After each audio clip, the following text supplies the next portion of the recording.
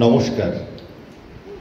Lions club of Contai আয়োজনে বিজয়া সম্মেলনী 2025-এ আপনাদের সকলকে শ্রদ্ধা ও নমস্কার জানাই। রাজশেখর বসুর একটি ছোট গল্প অবলম্বনে আজকের শ্রুতি নাটক শূর্পনখার প্রেম নাট্যরূপ ও নির্দেশনায় lion doctor Anutosh Patnaik, পরিবেশনায় Lions ক্লাবের সদস্যবৃন্দ।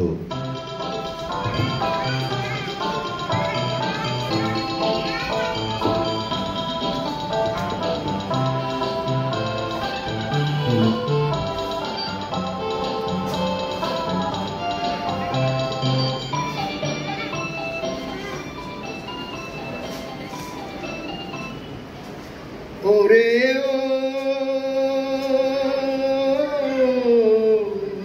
ভ্রমরা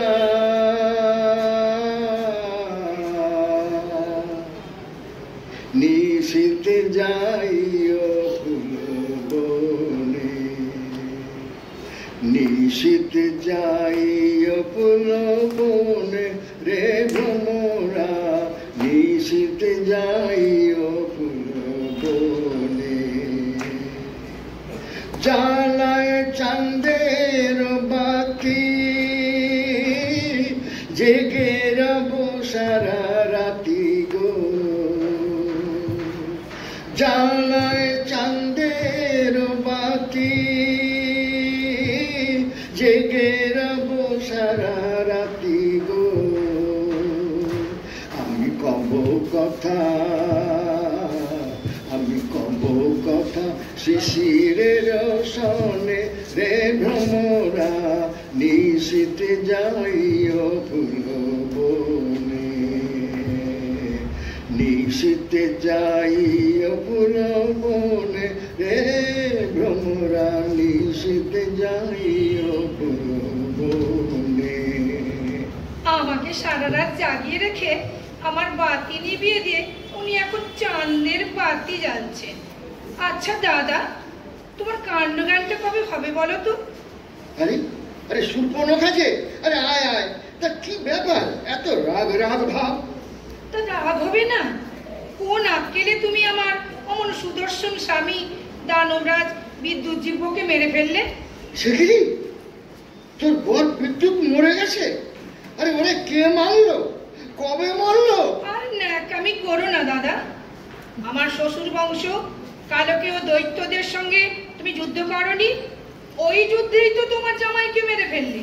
মেরে ফেলেছি নাকি?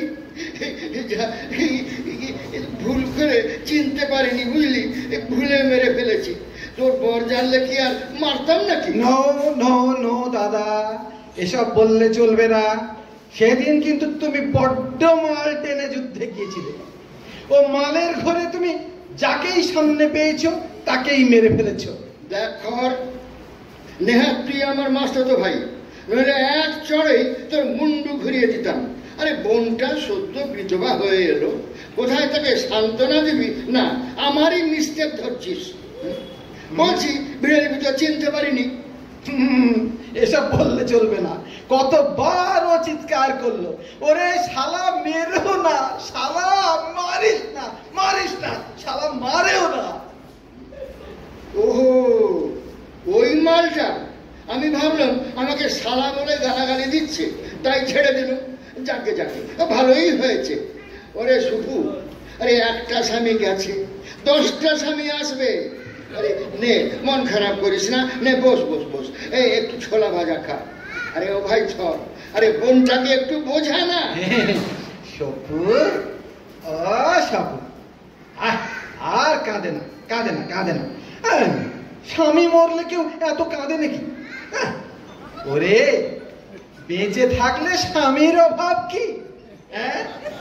তোর ওই স্বামীটাকে ভিড়ের ভেতর না দাদা ঠিক চিনতে পারেনি, ভুলে মেরে ফেলেছে। হ্যাঁ, ও শালা শালা বলে চিৎকার করছিল বটে, তবে জানিস তো সব সময় শালাকে লোকজনের মাঝে শালা বলতে নেই, প্রেস্টিজে লাগে না। দাদার স্বভাবটা না বড় গোলমেলে। অমন যে দাদা কুবের কত কষ্ট করে ভগবান বিষ্ণুর কাছ থেকে লঙ্কাটা ছাড়িয়ে নিয়েছিল, তাকেও দাদা লঙ্কা ছাড়া করে ওই হিমালয় ওপারে পাঠিয়ে দিল। হ্যাঁ, আর এখন দেখ, হ্যাঁ, নিজের ভগ্নিপতিটাকেও জমের বাড়ি পাঠিয়ে দিলে। সত্যি দাদা, তোমার স্বভাবটা না পাল্টাও, স্বভাবটা পাল্টাও, ক্যারেক্টারটা আগে ঠিক করো দাদা। দেখো কাণ্ড, আরে কার সঙ্গে কার তুলনা? ওরে, কুবের হলো আমাদের বইমাত্র দাদা, আর তুই হলি আমাদের 3 ভাইয়ের একমাত্র বোন। যাকে যা আমার হয়ে গেছে, এই ধর, তুই শুকুর জন্য একটা ভালো করে বর জোগাড় করে দে। এই হলো টু দি পয়েন্ট কথা, একেবারে দাদার মতো কথা। ওরে সুপু, স্বামী গেলে স্বামী আসবে রে, দাদা গেলে দাদা আসবে না। চল, তোকে ভালো দেখে একটা বর জোগাড় করে দিই। আমি 14,000 সৈন্য নিয়ে দণ্ডকারণ্যে যাচ্ছি, তুইও আমাদের সঙ্গে চল। আরে ওখানে কত রাজারা শিকারে আসে, কত মুনি ঋষি তপস্যা করছে, আর দেখে শুনে ভালো দেখে একটা বেছে নিবি। কি কথা, চল চল চল। হ্যাঁ হ্যাঁ, ঘুরে ঘুরে একটা চেঞ্জও হয়ে যাবে, তারপর দেখে শুনে একটা জামাইও ধরে নিয়ে আসিস। আর হ্যাঁ, এই সঙ্গে তোর ওই ভাইঝি মানে বিভীষণের মেয়ে পুষ্কলা, ওকেও নিয়ে যাস। সে আবার তোর খুব নেওটা তো। সে পুষ্কলা যাচ্ছে যা, কিন্তু দাদা আমি আমার সখী ভোম্বলাকেও নিয়ে যাব। আরে হ্যাঁ রে বাবা, হ্যাঁ, সঙ্গে আমার শালা জম্ভল, ওকেও তোদের সঙ্গে দিয়ে দেবো। তোদের সঙ্গে সব সময় থাকবে, ভালো সিকিউরিটিও হবে। দাঁড়া, আমি এক্ষুনি জম্ভলকে ডাকছি। এই জম্ভল, ও জম্ভল, দিদি দিদি দিদি, আমি এসে গেছি। আমিও এসে গেছি। আমরা পাশের ঘর থেকে সব শুনেছি। এবার চলো আনন্দ করে খড় দাদার সঙ্গে তোমাদের ভালো করে দণ্ডকারণে বেরিয়ে নিয়ে আসি। আর কেঁদো না গো দিদি রানী, স্বামীর জন্য তো মন খারাপ একটু করেন না। আমি তো দণ্ডকারণ্যে যাওয়ার জন্য নাম শুনি আনন্দে লাফাচ্ছি। সে মুখপুরি পুষ্কলাটা কোথায় গেল বলো তো? সেই কখন থেকে কখানা পান সেজে আনতে বলেছিলাম। পিসি পিসি পিসি, এনেছি গো এনেছি, তোমার পান সব গুছিয়ে এনেছি। দেখো তোমার জন্য কত পান সেজে এনেছি।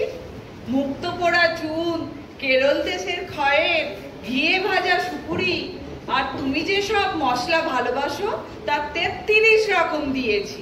এবার চলো সবাই মিলে নাচতে নাচতে দণ্ডকারণ্যে যাই। তোমার জন্য একটা ভালো পিসে মশাই খুঁজে নিয়ে আসি।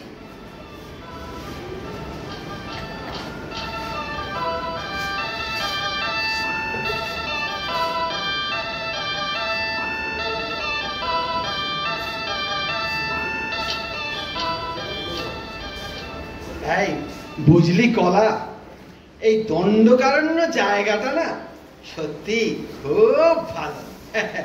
বিশেষ করে এই জনবসতি অঞ্চলটা দারুণ দারুণ। জায়গাটা ভালো, কিন্তু তোমার সব কথা তো মিলছে না।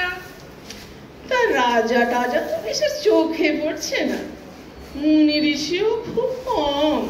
আরে না না না, আছে আছে, অনেক আছে।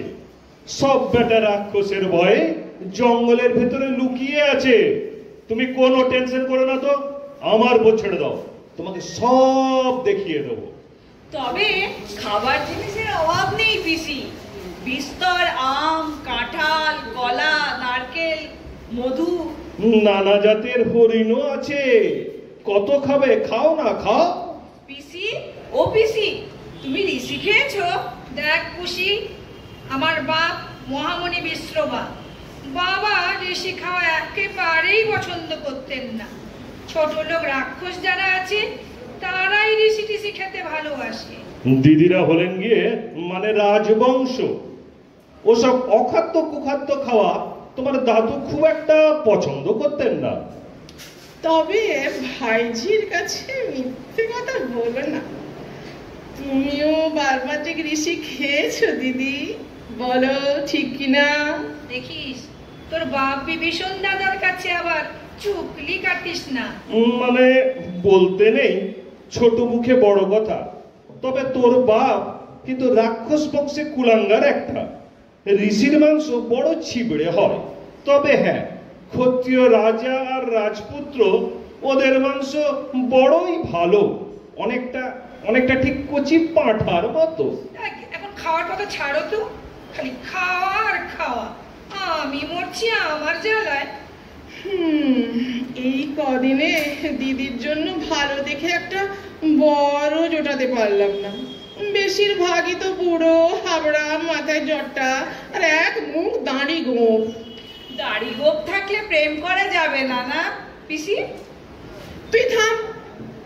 ও জঙ্গলদা, তুমি যে সেদিন বলেছিলে গোদাবরী নদীর ধারে কোন একটা ভালো ঋষি দেখেছো। দারুণ দেখতে গো, মুদগল নামটা।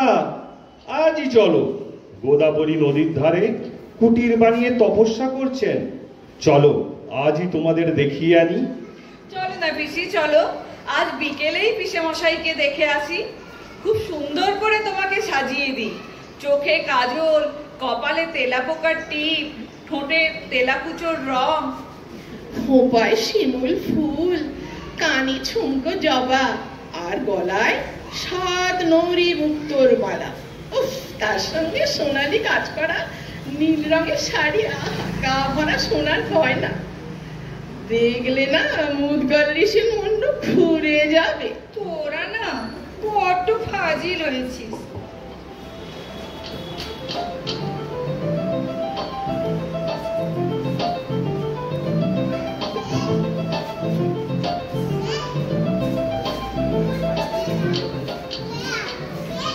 ওই যে আশ্রম দেখা যাচ্ছে, বারান্দায় বসে যিনি বেদ পাঠ করছেন উনি মুদগল ঋষি, বুঝলে? যাও সখী, এবার গিয়ে ভালো করে পঞ্চস্বরে বিদ্ধ করো। ওরে ভুলি, এ যে আমার আগের বরটার থেকেও দেখতে অনেক ভালো রে। একে পটাতেই হবে। এই চল চল চল চল, আশ্রমে যাই।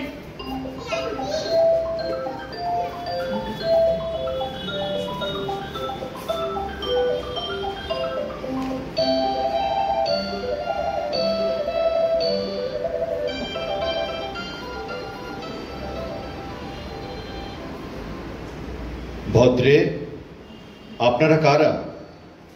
কি প্রয়োজনে এখানে এসেছেন? আগে ইনি রাজকন্যা শক্তিনখা। আমরা ইনার সঙ্গে এসেছি। আমরা কাছেই থাকি। আমার প্রণাম গ্রহণ করুন দ্বিজশ্রেষ্ঠ। আমাদের দিদিরানী 3 মাস ধরে বিবিধক ব্রত পালন করেছিলেন। অহরহ শুধু একটি বিবিধক ফল মানে বহড়া আহার করতেন। কাল দিদিরানীর ব্রতের সমাপ্তি হবে, সেই জন্য একজন নিষ্ঠাবান ব্রাহ্মণকে ভোজন করাতে চান। আপনি কৃপা করে যদি একবার মধ্যাহ্নে এই দাসীর কুটিরে পদধূলি দেন। আচ্ছা, ঠিক আছে সুন্দরী, আপনি যখন নিজে এসেছেন নিমন্ত্রণ করতে, আমি আপনার নিমন্ত্রণ গ্রহণ করলাম। আগামীকাল মধ্যাহ্নে আমি আপনার ওখানেই ভোজন করব। এখন তাহলে আমরা বিদায় গ্রহণ করি দ্বিজশ্রেষ্ঠ।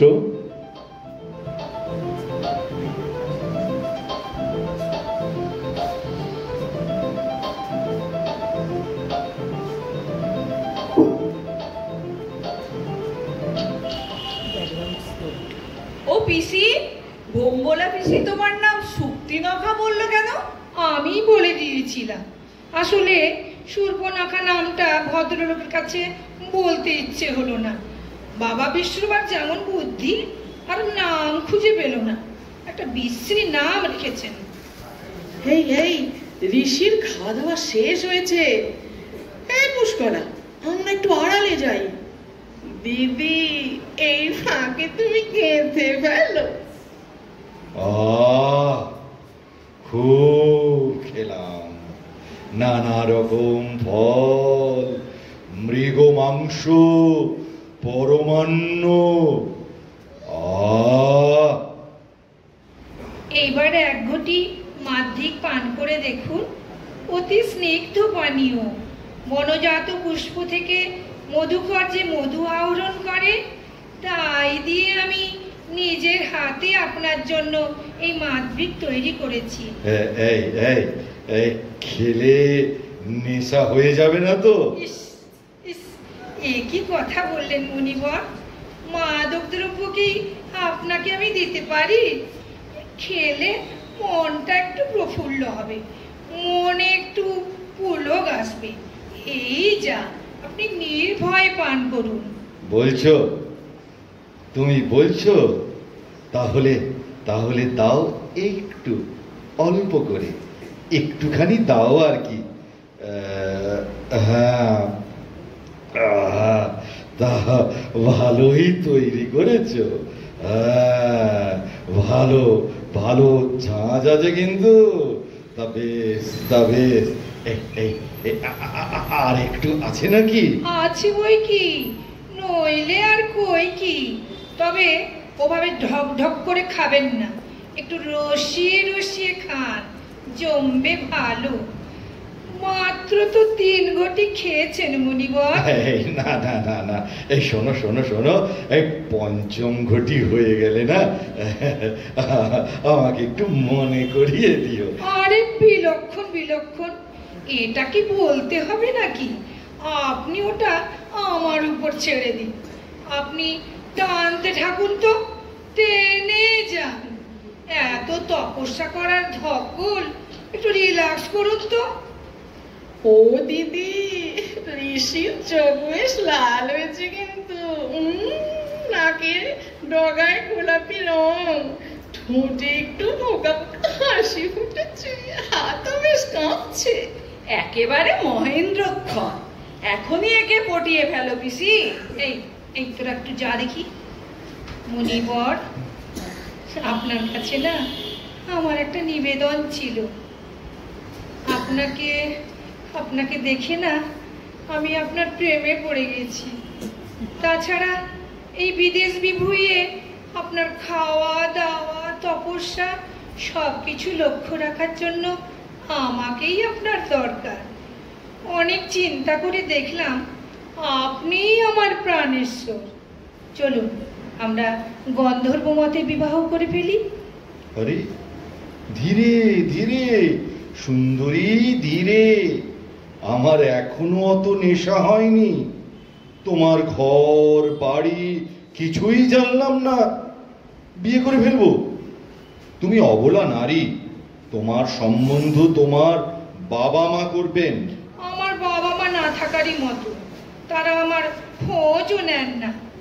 আমার আসল পরিচয়, তবে শুনুন, আমি হচ্ছি লঙ্কেশ্বর রাবণের বউ। তুমি সেই শূর্পণখা? ও তুমি যতই রূপবতী হও, রাক্ষসীকে আমি বিবাহ করব না। আমি জানি শূর্পণখা অতি ভয়ঙ্করী। নিশ্চয়ই নিশ্চয়ই তুমি মায়ারূপ ধারণ করে এসেছো। তোমার ভয় নেই গো, ভয় নেই। এই সুন্দরী রূপেই আমি সর্বদা তোমাকে দর্শন দেব। কেবল রাত্রিতে শোবার সময় একটু রূপসজ্জা বর্জন করব, নইলে আমার আবার ঘুম হবে না। আলো নিভিয়ে অন্ধকারে আমি তোমার পাশে শোব, হলো তো? তোমাকে বিশ্বাস কি? হ্যাঁ, কি বিশ্বাস তোমাকে? তোমার যদি আবার রাত্রি খিদে পায়, তখন হয়তো আমাকেই খেয়ে ফেলবে। আরে না না, কি যে বলো না। যাকে তাকে আমি খাই না, আর নিজের স্বামী তো সব মেয়ের কাছেই একেবারে অখাদ্য। কথা শোনো মুদগল, আমাকে বিয়ে করলে তুমি অতুল ঐশ্বর্য পাবে। দশানন রাবণ, যার ভয়ে এই ত্রিভুবন কাঁপে, মহাকায় মহাকাল কুম্ভকর্ণ আর ধর্মপ্রাণ বিভীষণ, এই 3 জনকে তুমি শ্যালক রূপে পেয়ে ধন্য হবে। ঠিক আছে, ঠিক আছে, আমি কুটিরে গিয়ে চিন্তা ভাবনা করি, তারপর তোমায় খবর দিচ্ছি। এখন আসি। হ্যাঁ, বুঝেছি। যত সাদাসিধে ভেবেছিলাম তত সাদাসিধে তুমি নও, রীতিমতো ঘুঘু, ভারী একগুঁয়ে তো। আমাকে নেহাতি অবলা মেঠা ওড়েছ না? তবে দেখো, আমার আমার গলাটা টিপে ধরছো কেন? আরে ছেড়ে দাও, ছেড়ে দাও, মরে যাবো। আরে ছেড়ে দাও সুর্পনখা। বলো বলো, আমাকে বিয়ে করবে কিনা? না হলে এই দিলাম। ছাড়ো, মরে গেলাম যে। আরে নিঃশ্বাস বন্ধ হয়ে আসছে, ছেড়ে দাও। বলো বিয়ে করতে রাজি আছো? বলো। মরে গেলাম, ছাড়ো সুর্পনখা, ছাড়ো। বলো প্রাণেশ্বর হতে রাজি আছো? রাজি, রাক্ষসী, তুমি আমার প্রাণেশ্বরী। গুড বয়, তাহলে ওই কথাই রইল। আজই রাত্রি প্রথম লগ্নে আমাদের বিবাহ। আর একটা দিন অপেক্ষা করো প্রিয়। আমার গলার ব্যথাটা একটু কমুক। কাল আমার গুরুদেব মহর্ষি রবীন্দ্রনাথ সহ মহর্ষি অশোক এবং মহর্ষি তর্পণ আসছেন। তাদের অনুমতি এবং আশীর্বাদ নিয়ে আমি তোমাকে বিবাহ করব। বেশ, তাই হবে।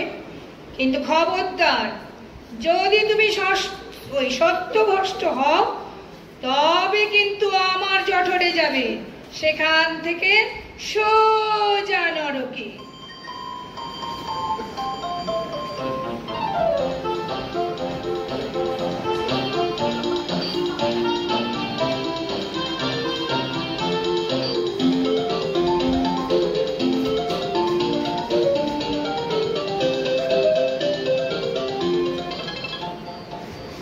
আরে এসো রাজনন্দিনী, সুর্পনখা, এসো।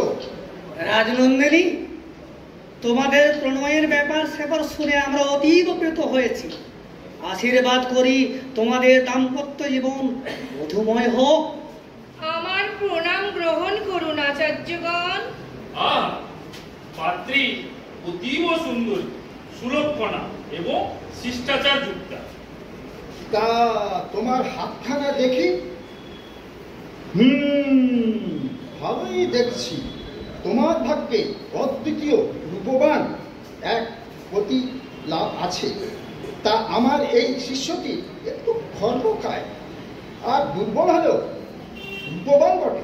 ও, আপনি কিছু ভাববেন না, আমি মানিয়ে গুছিয়ে নেব। তাছাড়া কোনো মেয়ের ভাগ্যেই তার মনের মতো স্বামী জোটে না। স্বামীকে গড়ে পিঠে তৈরি করে নিতে। বটেই তো বড় সুন্দর বিচার। যেমন উচ্চ বংশ তেমন উচ্চ বিচারও বটে। আচ্ছা আচার্যগণ, আপনাদের শিষ্যের পররেখাটা একবার পরীক্ষা করে দেখেছেন? দেখেছি বই। আমাদের শিষ্য মুদগল এক অদ্বিতীয় সুন্দরীকে পত্নী রূপে লাভ করবে। আপনাদের গণনা একবারেই নির্ভুল। রূপের জন্য আমি লঙ্কাশ্রী উপাধি পেয়েছি, আর এই সমগ্র জম্বুদ্বীপে আমার তুল্য সুন্দরী পাবেন না। তাই নাকি? তবে তোমাকে আমি জম্বুশ্রী উপাধি দিলাম। কিন্তু রাজনন্দিনী, সত্যি বলতে কি তোমার একটু খামতিও আছে। সম্প্রতি দশরথ পুত্র রাম এবং লক্ষ্মণ বনবাসে এসেছেন। নেকড়াই পঞ্চবটিতে কুটির নির্মাণ করে বসবাস করছেন। রামের স্ত্রী জনক কন্যা সীতাও তাদের সঙ্গে আছেন। দিব্যলোকে আমি দেখেছি, সচক্ষে দেখেছি। আমার যেন মনে হলো তিনি বোধহয় তোমার চাইতে একটু বেশি সুন্দরী। আমার চাইতে সুন্দরী এই তল্লাটে কেউ থাকবে না। সীতাকে আমি এক্ষুনি খেয়ে ফেলবো। তার কাছে নিয়ে চলুন আমাকে। কি উচ্চ বিচার! এই না হলে উচ্চ বংশ, কত বড় মন! তোমার সংকল্প অতি সাধু। তবে আর বিলম্ব কিসে? প্রয়োজন কি? এসো, আমরা একসঙ্গে, আমার সঙ্গে এসো।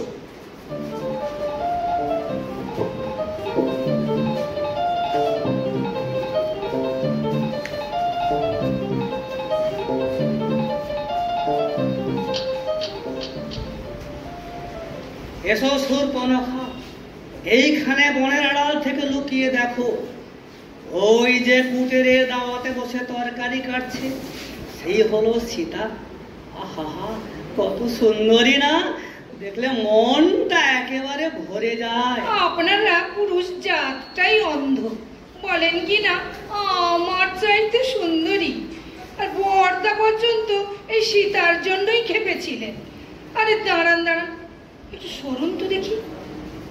হরি হরি, ও ও কে আসছে? দুর্বাদল শ্যাম, ধনুর্ধর, রূপবান যুবা। আরে পেছনে পেছনে আরেকজন সুদর্শন যুবক, মুনিবর। এরাই কি রাম লক্ষণ? ও পিসি, দেখেই তোমার মুন্ডু ঘুরে গেল নাকি? উফ, কি রূপ গো! মানুষ যে এত সুন্দর হয় পিসি, আমার জানাই ছিল না। ও আর আমার দেখার দরকার নেই। আপনাদের শিষ্য মুদগল ক্যান্সেল।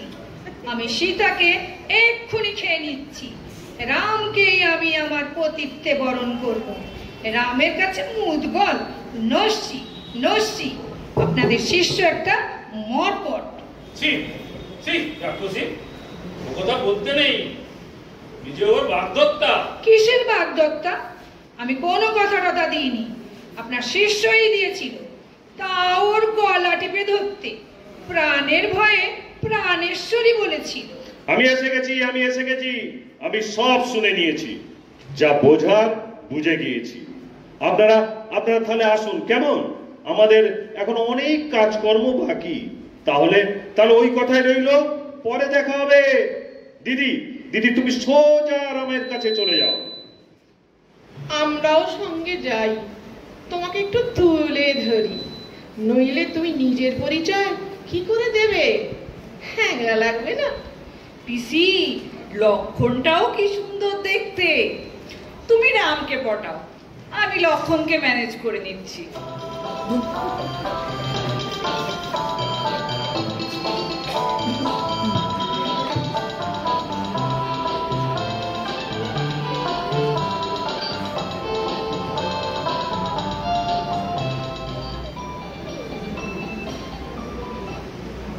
প্রণাম মা জননী। একজন অপূর্ব রূপবতী নারী, লঙ্কেশ্বর ভগিনী শক্তিনখা প্রভু শ্রী রামচন্দ্রের সঙ্গে দেখা করতে এসেছেন। মা বলো যা। আরে এখানেও রূপবতী নারী? নির্জনে যে একটু ঠাকুরের নাম করবেন তারও উপায় নেই গা। আরে কে এসেছেন?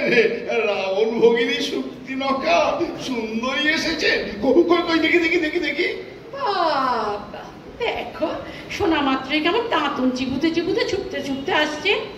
ভাবছি যেন কত সুন্দরী না দেখাচ্ছে। সভ্যতা ভব্যতার কোনো মা বাপ নেই গা। আপনি লঙ্কেশ্বর রাবণ ভগিনী সুন্দরী শূর্পণখা? আরে আসুন আমার কুটিরে আসতে আজ্ঞা হোক। তা কি জন্য এখানে আসা হয়েছে শুনি? জানো তো, ইনি কিন্তু মহা তেজস্বী শ্রী রামচন্দ্র। ওইসব উদ্গল নয়। ওদের মতো হ্যাংলা পাওনি যে থমক চামক দেখিয়ে এনাকে বশ করবে। সব খবর আমি রাখি কিন্তু। মরি, জগতে কি সুপুরুষ কম পড়েছে যে আমি তোমার বরকে ভোলাতে আসব? তোমাদের ভালোর জন্যই বলতে এসেছিলাম। তা যদি ভালো না চাও তো চললাম।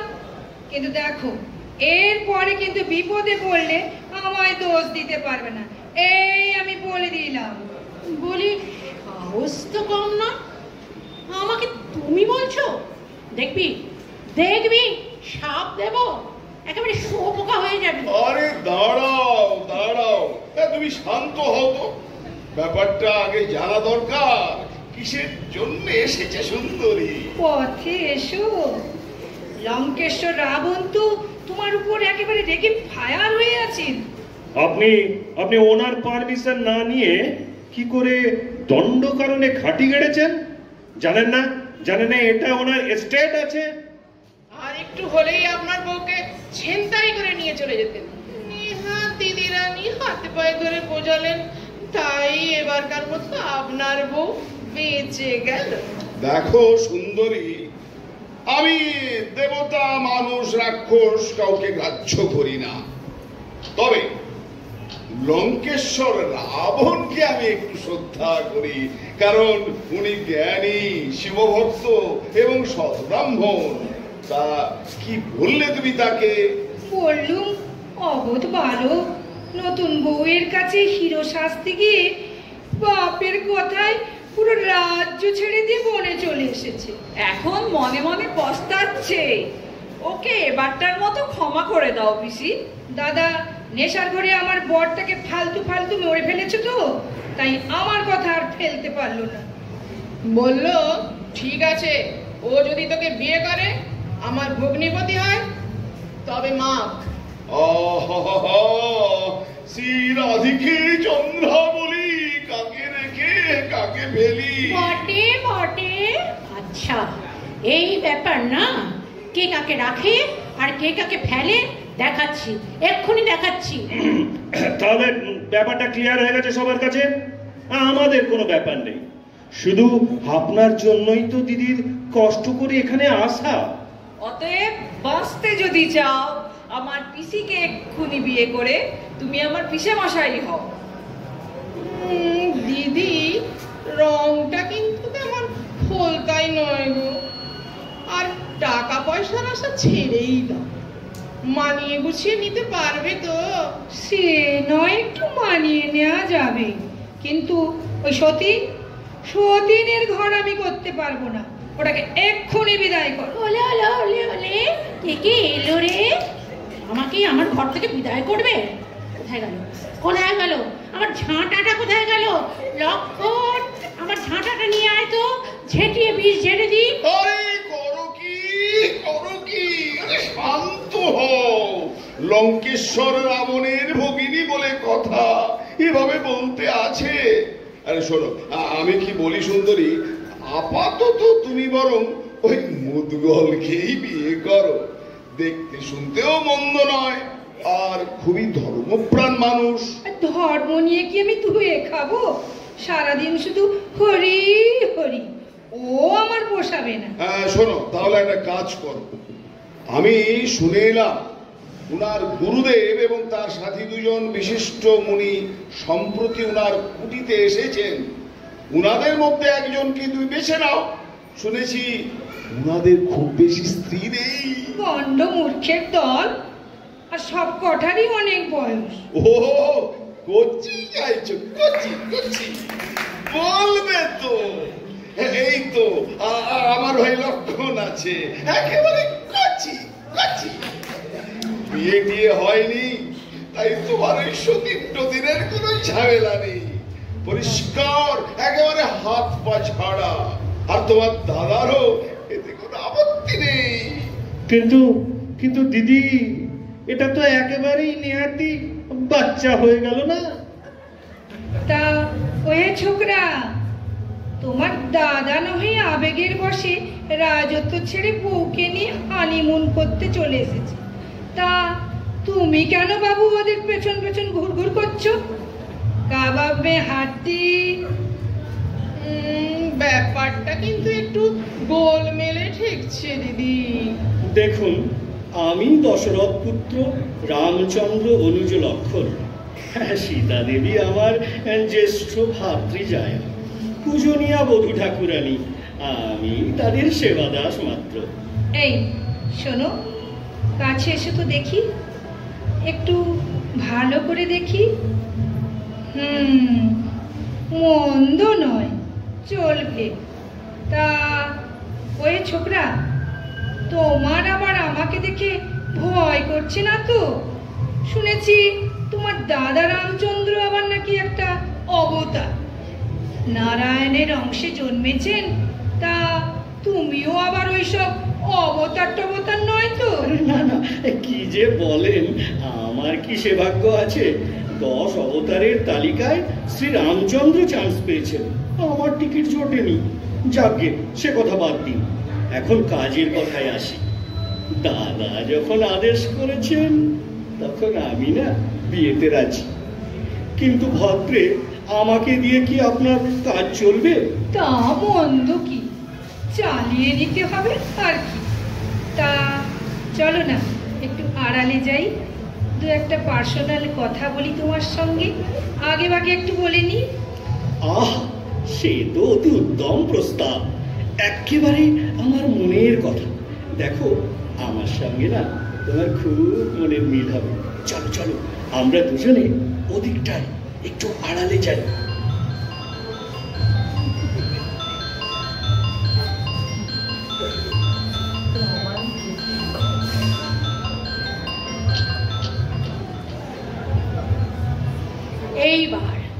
এবার ঘুমটাটা একটু খুলতেই হচ্ছে। তা এই যে অবতার বাবু, কি মনে করেছিলে আমার ঘরে সতীন ঢোকাবে? তা হবে নাই বা কেন? যেমন বাপ তেমনি তো তার ছেলে হবে। আরে হ্যাঁ, এই যে শোনো শোনো, আরে এদিকে এসো। তুমি কোন আক্কেলে বললে যে লক্ষণের বিয়ে হয়নি? আমার বোন উর্মিলাটাকে ফাঁসাবার ইচ্ছা, তাই না? আরে গিন্নি, চটো কেন? বোঝে না, শুধু চটে যায়। বিদেশ ভুঁইয়ে শুধু শুধু রাবণকে চটিয়ে লাভ আছে? আর তাছাড়া রাবণের তোমার উপরে ইয়েও আছে না? দেখলে তো কি সুন্দর খেলে বেরিয়ে গেলাম। আর তবে লক্ষণটা আবার ফেসেই যাবে না তো গিন্নি? না না না, লক্ষণ আমার 22 ক্যারেট সোনা। ও তো তোমার মতো নয়। ভাবছে বুঝি শ্যামের বাঁশি ডাকলো ওকে বাঁশ বনে, ও যে আমার খ্যাঁক শিয়াল, এই কথাটা রেখো মনে।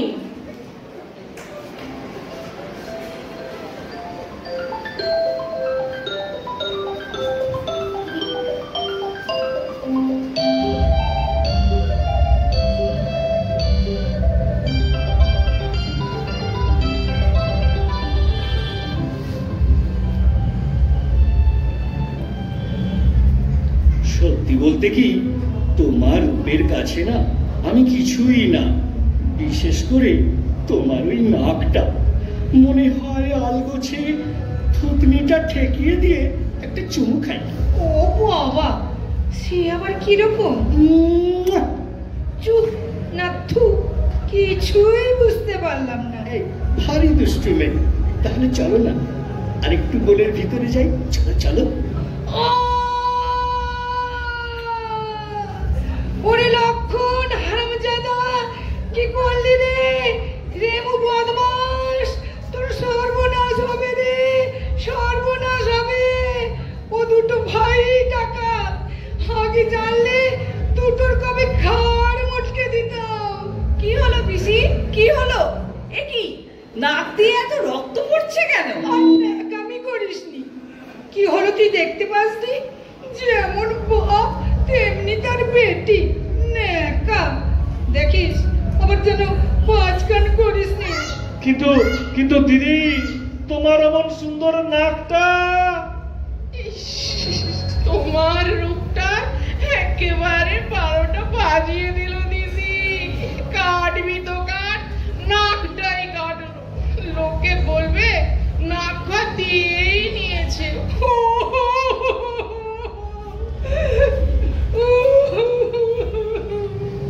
ও পিসি, রাক্ষস ছলাৎকারও খুব ভালো কারিগর।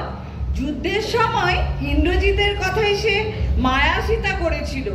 ওকে বলো না প্লাস্টিক সার্জারি করে একটা ভালো কাঠের নাক বানিয়ে দিতে।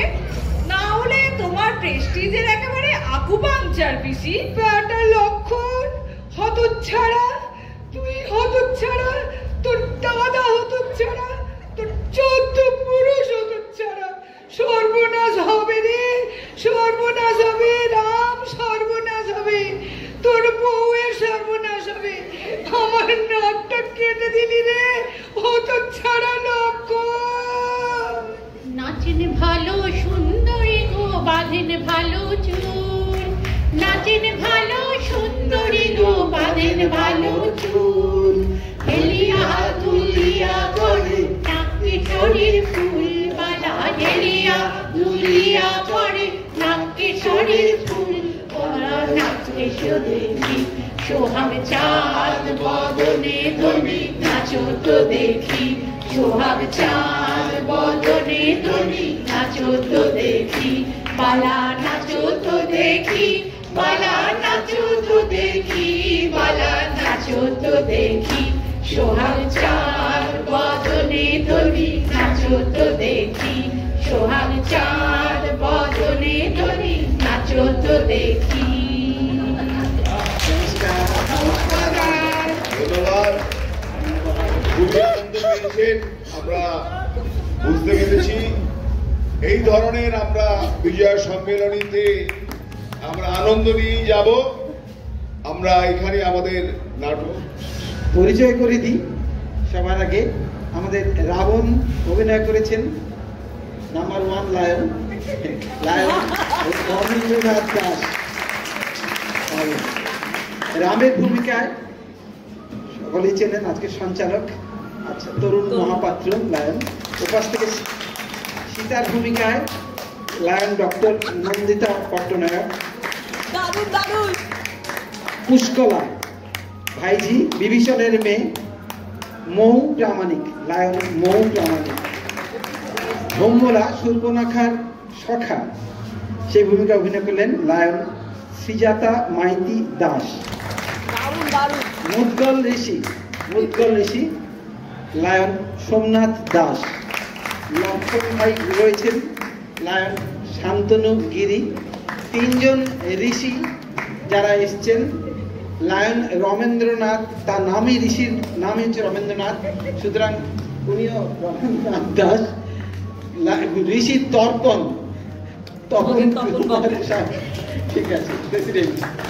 আচ্ছা, দাঁড়িয়ে হচ্ছেন ঋষি অশোক, লায়ন অশোক কুমার সাউ। আচ্ছা, আমি খ লায়ন ডক্টর অনুতোষ পট্টনায়ক। এবং অবশ্যই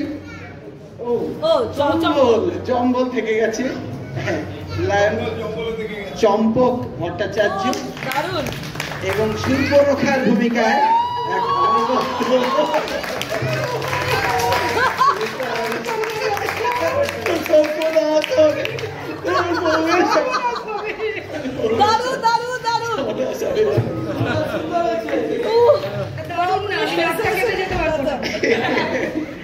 নমস্কার সবাইকে। আমরা এখানেই শেষ হলো আমাদের নাটক, সুধী নাটক সুর্পনখার প্রেম। এরপরে